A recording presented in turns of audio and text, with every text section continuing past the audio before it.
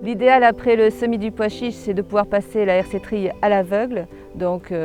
2-3 jours après semis et avant levée surtout, pour ne pas abîmer le germe.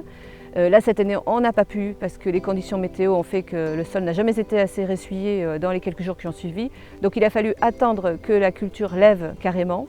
Ensuite il a fallu attendre que le sol se ressuie et comme c'est allé un petit peu vite, eh bien, ça avait un peu croûté parce qu'on a quand même des sols qui ont tendance à avoir des limons, donc qui ont tendance à croûter quand ça sèche. Donc là on a 2 outils pour passer en culture, c'est la houe rotative et la RC-trille. Et donc dans ce genre de cas, eh bien, on passe d'abord la houe rotative pour décrouter et ensuite la RC-trille, sauf que là, on n'a jamais pu passer la RC-trille. Donc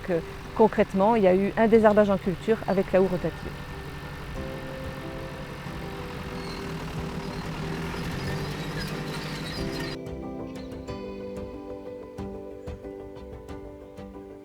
Donc une fois que le pois chiche est bien levé, eh bien, en fonction des conditions de ressuyage,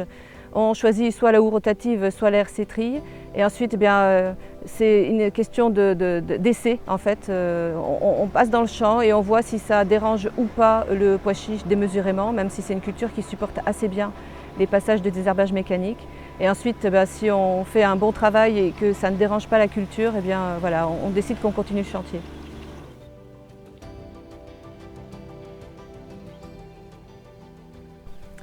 La culture de pois chiche, pour nous, l'important c'est vraiment qu'elle soit la plus indemne d'adventices possible parce qu'un pois chiche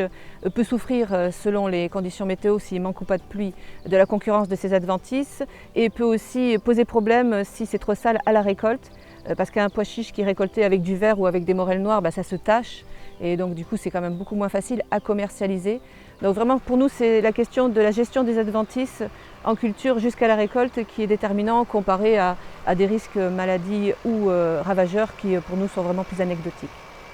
Et bien, une fois qu'on a fait tous les désherbages mécaniques que l'on pouvait faire selon les années, et bien après on regarde, évidemment il y a autre chose à faire sur la ferme, mais on regarde le pois chiche continuer à pousser, profiter on espère de la pluie au bon moment et de la chaleur au bon moment et ensuite on se donne rendez-vous à la récolte fin juillet ou début août, ça dépend de la date de semis évidemment et là cette année avec un semis aussi tardif, il se peut que ce soit plutôt courant août ou fin août, quoi.